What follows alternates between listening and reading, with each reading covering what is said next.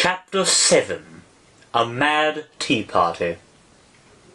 There was a table set out under a tree in front of the house, and the March Hare and the Hatter were having tea at it.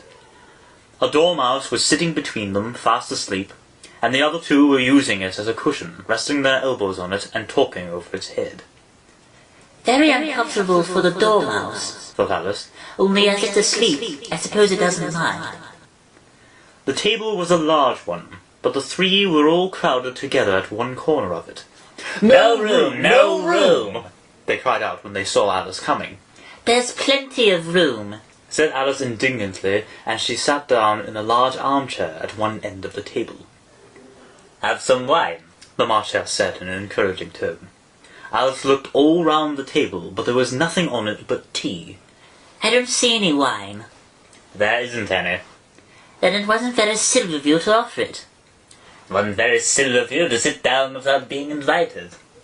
"I didn't know it was your table. It's laid for a great many more than 3. "Your hair wants cutting," said the Hatter. He had been looking at Alice for some time with great curiosity, and this was his first speech. "You should learn not to make personal remarks. It's very rude." The Hatter opened his eyes very wide on hearing this, but all he said was, "Why's a raven like a writing desk?" "Come, we should have some fun now," thought Alice. "I'm glad they've begun asking riddles. I believe I can guess that." She added aloud, "Do you mean that you think you can find out the answer to it?" said the March Hare. "Exactly so." "Then you should say what you mean," the March Hare went on. "I do. At least I mean what I say. That's the same thing, you know." "Not the same thing a bit. Why, you might just as well say that I see what I eat is the same thing as I eat what I see." "You might just as well say," added the March Hare, "that I like what I get is the same thing as I get what I like." "You might just as well say," added the Dormouse, which seemed to be talking in its sleep, "that I breathe when I sleep is the same thing as I sleep when I breathe."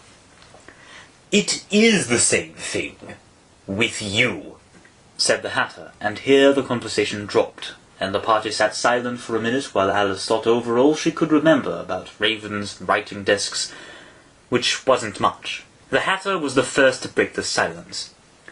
"What day of the month is it?" he said, turning to Alice. He had taken his watch out of his pocket, and was looking at it uneasily, shaking it every now and then, and holding it to his ear. Alice considered a little, and then said, "The 4th. 2 days wrong. I told you butter wouldn't suit the works," he added, looking angrily at the March Hare. "It was the best butter," the March Hare meekly replied.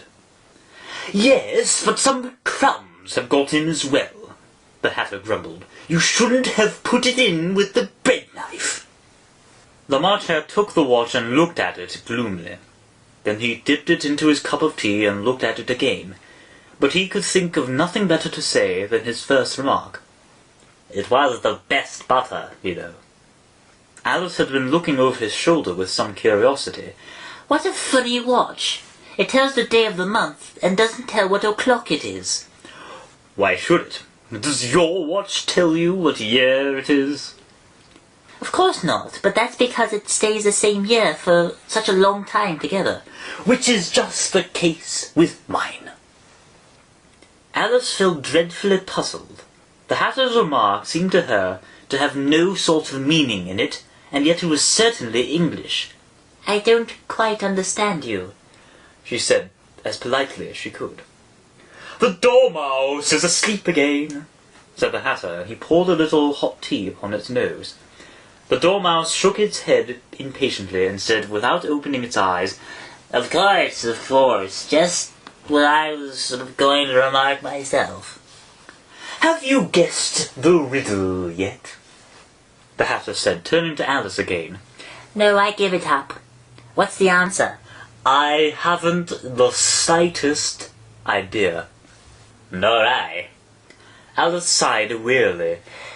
I think you might do something better with the time than wasting it in asking riddles that have no answers. If you knew time as well as I do, you wouldn't talk about wasting it. It's him. I don't know what you mean. Of course you don't. I dare say you never even spoke to time. Perhaps not. Alice cautiously replied. But I know I have to beat time when I learn music. Ah, that accounts for it. He won't stand beating. Now, if you only kept on good terms with him, he'd do almost anything you liked with the clock. For instance, suppose it were 9 o'clock in the morning, just time to begin lessons. You'd only have to whisper a hint to time, and round goes the clock in a twinkling. 1:30, time for dinner. I only wish it was, the March Hare said to itself in a whisper. That would be grand, certainly. But then I shouldn't be hungry for it, you know. Not at first, perhaps, but you could keep it to 1:30 as long as you liked. Is that the way you manage? The Hatter shook his head mournfully. Not I. We quarrelled last March, just before he went mad, you know, pointing with his teaspoon at the March Hare. It was at the great concert given by the Queen of Hearts, and I had to sing, "Twinkle, twinkle, little bat, how I wonder what you're at." You know the song, perhaps? I've heard something like it. It goes on, you know, in this way. Up above the world you fly, like a tea tray in the sky. Twinkle, twinkle. Here the Dormouse shook itself and began singing in its sleep. Twinkle, twinkle, twinkle, twinkle. And went on so long that they had to pinch it to make it stop. Well, I had hardly finished the first verse when the Queen bawled out, "He's murdering the time! Off with his head!" How dreadfully savage! And ever since that, the Hatter went on in a mournful tone, he won't do a thing I ask. It's always 6 o'clock now. A bright idea came into Alice's head. Is that the reason so many tea things are put out here? Yes, that's it. It's always tea time, and we've no time to wash the things between whiles. Then you keep moving around, I suppose. Exactly so, as the things get used up. But what happens when you come to the beginning again? Suppose we change the subject, the March Hare interrupted, yawning. I'm getting tired of this. How about the young lady tells us a story? I'm afraid I don't know one, said Alice, rather alarmed at the proposal. Then the Dormouse shall! Wake up, Dormouse! And they pinched it on both sides at once. The Dormouse slowly opened its eyes. I wasn't asleep, it said in a hoarse, feeble voice. I heard every word you fellows were saying. Tell us a story. Yes, please do. And be quick about it, or you'll be asleep again before it's done. Once upon a time, there were 3 little sisters, the Dormouse began in a great hurry. And their names were Elsie, Lacey, and Tilly, and they lived at the bottom of a well. What did they live on? Said Alice, who always took a great interest in questions of eating and drinking. They lived on treacle, said the Dormouse, after thinking a minute or two. They couldn't have done that, you know.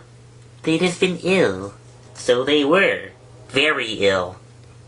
Alice tried to fancy to herself what such an extraordinary way of living would be like, but it puzzled her too much, so she went on. But why did they live at the bottom of a well? Take some more tea, the March Hare said to Alice very earnestly. I've had nothing yet, so I can't take more. You mean you can't take less? It's very easy to take more than nothing. Nobody asked your opinion. Who's making personal remarks now? The Hatter asked triumphantly. Alice did not quite know what to say to this, so she helped herself to some tea and bread and butter, and then turned to the Dormouse and repeated her question. Why did they live at the bottom of a well? The Dormouse again took a minute or two to think about it, and then said, It was a treacle-well. There's no such thing, Alice was beginning very angrily, but the Hatter and the March Hare went, "Shh, shh!" And the Dormouse sulkily remarked, "If you can't be civil, you'd better finish the story for yourself." "Oh no, please go on. I won't interrupt you again. I dare say there may be one." "One indeed," said the Dormouse indignantly. However, he consented to go on. "And so these three little sisters, they were learning to draw, you know." "What did they draw?" said Alice, quite forgetting her promise. "Treacle," said the Dormouse, without considering at all this time. "I want a clean cup," interrupted the Hatter. "Let's all move one place on." He moved on as he spoke, and the Dormouse followed him. The March Hare moved into the Dormouse's place, and Alice rather unwillingly took the place of the March Hare. The Hatter was the only one who got any advantage from the change, and Alice was a good deal worse off than before, as the March Hare had just upset the milk jug into his plate. Alice did not wish to offend the Dormouse again, so she began very cautiously. "But I don't understand. Where do they draw the treacle from?" "You draw water out of a water well, so I should think you could draw treacle out of a treacle well. Eh, stupid?" "But they were in the well," Alice said to the Dormouse, not choosing to notice this last remark. "Of course they were. Well in." This answer so confused poor Alice that she let the Dormouse go on for some time without interrupting it. "They were learning to draw," the Dormouse went on, yawning and rubbing its eyes, for it was getting very sleepy. "and they drew all manner of things. Everything that begins with an M." "Why with an M?" "Why not?" Alice was silent. The Dormouse had closed its eyes by this time and was going off into a doze, but on being pinched by the Hatter it woke up again with a little shriek and went on. "That begins with an M, such as mousetraps, and the moon, and memory, and muchness. You know, you say things are much of a muchness. Did you ever see such a thing as a drawing of a muchness?" "Really now, you ask me?" said Alice, very much confused. "I don't think—" "Then you shouldn't talk." This piece of rudeness was more than Alice could bear. She got up in great disgust and walked off. The Dormouse fell asleep instantly, and neither of the others took the least notice of her going, though she looked back once or twice, half hoping that they would call after her.